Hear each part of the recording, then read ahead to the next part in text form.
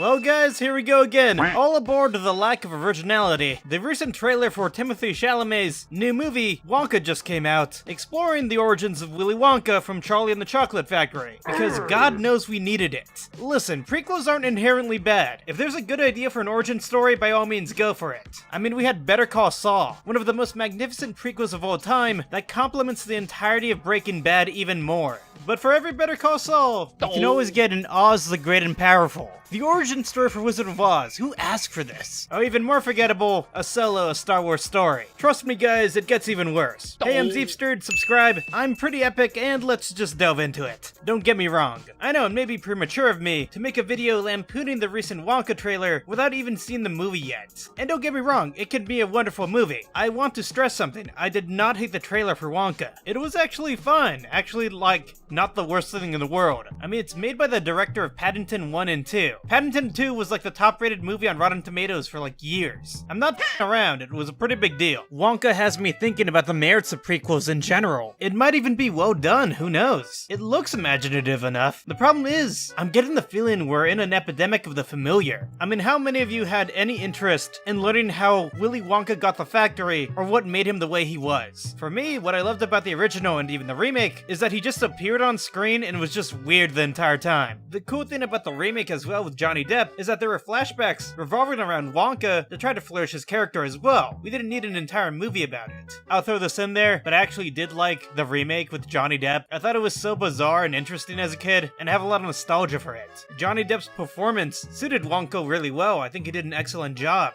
I've never read the Charlie and Chocolate Factory books, but from what I can gather is that Wonka is supposed to be weird, dude. I can't really gather that from Timothée Chalamet's performance in this trailer. So quiet up and listen down.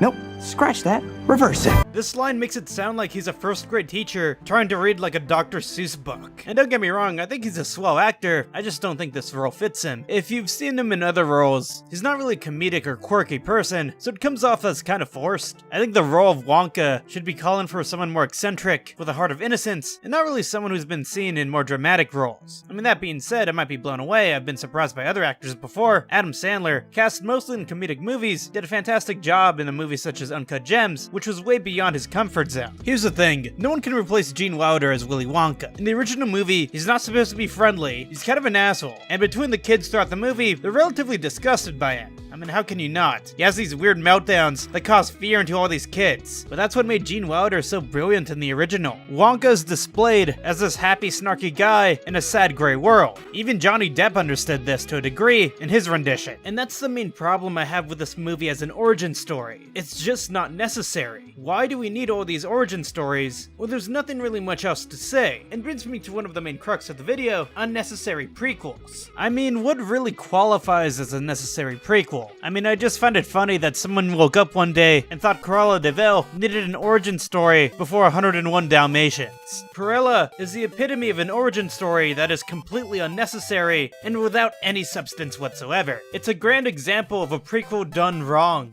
For some reason, it tries to take an irredeemable Disney villain into a character who is well-meaning. Like, it's not her fault she likes to skin dogs. She's misunderstood. I mean, can't you see a bunch of Dalmatians killed her mom? It's obvious, it's dull, it's boring, but when it comes to the reviews of this movie, most of it is positive. However, if you look at most of the reviews as well, a lot of critics agree. What was the exact point of making this movie? When it comes to origin stories, Hollywood has the knack to just overly explain things or complicate things that didn't really need any explaining in the first place. I mean, you see examples like Prometheus, a very philosophical film about aliens. Now, this really depends how much of a diehard fan you are of the original film. If you loved it, you might love an origin story. If you thought it was just neat, might as well skip out on it. Don't get me wrong, I think it can be done pretty tastefully. I mean, Rogue One, a Star Wars story, ends where A New Hope begins. I thought that was pretty cool. And that Darth Vader scene, I know it's very fan-servicey, but it's pretty cool too. Does that mean the story was necessary? Did it really broaden my scope of what I thought about A New Hope? Not really, but that also means just because something isn't necessary doesn't exactly mean it's unnecessary. It's just when you see a movie that's obviously a cash grab from Hollywood, that's when you know something wrong is going on here. It's the sole closeness that I have a problem with. With Solo a Star Wars story, did anyone really want a prequel story for Han Solo? A movie that's barely talked about, that doesn't really advance the legacy of Star Wars, nor does it even make Han Solo even more loved, just a film filled with lack of stakes. It's no wonder this movie fumbled at the box office, because there was relatively nothing interesting about it. What contributed to the movie's issues was sequel/prequel fatigue. Albeit this movie came out in 2018, we've been seeing this problem way more often in the year 2023 due to tiresomeness surrounding IPs that we've been seeing over and over again. Here's the interesting thing about Wonka though, is that I don't think it's gonna be a failure, more so I think it's a result of a syndrome we've been seeing for the past couple years. There's no doubt in my mind that I think Timothée Chalamet will drive out audiences to go see the movie. I'm rather more occupied about the performance and actual merit of the film itself. Prequels are usually bad, and they have a reputation for being that way. More often than not, prequels answer questions to things no one was asking for. For one, we could see fates already as predetermined. And there's nothing inherently wrong with that. There are stories that aren't prequels that are completely original that tell you how the story's going to end at the very beginning. Like for example, I'm watching Lincoln, I kind of know what's about to go down. Something tells me Lincoln isn't going to make it by the end of it. But one of the most obvious things about the characters is that if we see a character that we know is going to appear in the story that follows afterwards, it is really hard to feel like they're at risk at anything.